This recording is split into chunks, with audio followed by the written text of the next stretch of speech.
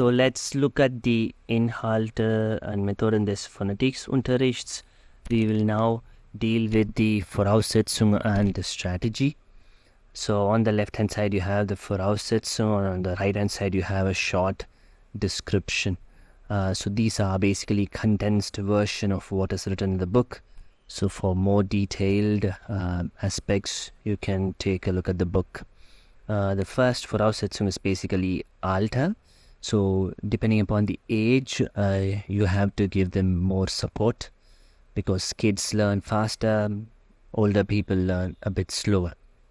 And then you have the Hörfertigkeit. It's basically their capability to listen and grasp the concept. So this Fertigkeit helps you to identify the lingual phonetische Merkmale, and that way you can differentiate between an ach and an ich, etc. Then you come down to the sprechmotorische Fähigkeiten. It's basically how you build the phonetic based on the Artikulationsart und the Artikulationsort, like how you pronounce an A, O, V, B, P, etc. And the final one you have is the Einstellung, which is basically the person's motivation, his behavior and his strategy, what are all the characteristics which deals with taking these exercises seriously. Then comes the strategy. So you're now talking about the strategy. You have to basically do a Sensibilisierung von Klangmerkmalen, which means you have to basically tell the learners to actually pay attention to all the phonetic Merkmal. It's basically word accent, pause and melody, how long it is being spoken, etc. Then comes learning of the Klangmerkmale, that they also have a meaning. So basically teaching them that different pronunciation can mean different things.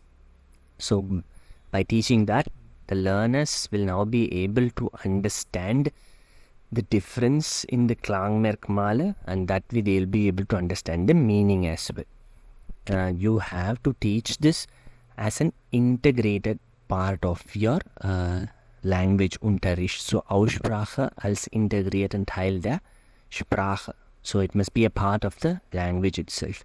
So you must teach it along when you're teaching grammar or word building. And then you must basically emphasize that, hey, pay attention to how the word is being spoken, how the grammatic is also being used. So typical example is Buch, Bücher, Haus, Häuser. Then comes the strategy of recognizing the rules and then learning them and then using them. So they must be able to understand, identify the rule, and then they must be able to apply the same for the correct pronunciation of the words. So typical example is when a vowel is being spoken too long, it means that there is Doppelschreibung, meaning there is a repetition of that particular syllable or a vowel. And you can also learn it by looking into the dictionary, and then you can find out how a word is being pronounced in the dictionary.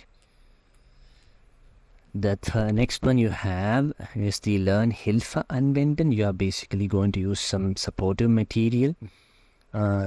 So you need to look at the correct Lautbildung folgen, meanings how you are going to say that word in the correct manner in succession. And then you have the Gestik and the Körperbewegung. So mimic, Gestik, the way your face changes or how you actually do a body language change depending upon the word being spoken. That also gives you a hint as to what the real meaning is. Then you have Abstrahieren, Interpretieren. So you must be able to abstract the information from the different Klangmerkmale, and you must be able to interpret their meaning as well in the correct way. So these are like you divide and conquer rule. So based on the sentence, since it will have pauses, you react to the pauses and then you interpret the correct meaning. Then you have the typical correction. So of course we make mistakes. So now we are going to deal with the Korrektur and the Übungsmethoden.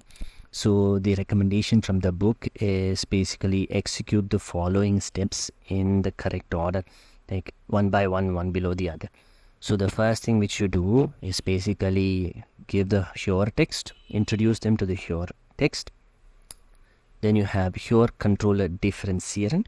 So you speak out the Klangmerkmale and then identify the Klangmerkmale, and then you make it very apparent. Then you try to repeat it. Imitationsversuch is basically asking the students to repeat with you. Now you catch the errors which they make and then make them bewusst machen, Merkmale bewusst machen. Show them the error and then tell them how it is to be spoken out the correct way. Then you ask them to repeat and then nochmal Hör kontrollieren. And then you do Nachsprechen and then Vorlesen, again activity of repetition. And then finally use it in different contexts. So give them Dialogarbeit or Plenumsarbeit, Diskussion, and then ask them to do free speaking, singing, playing.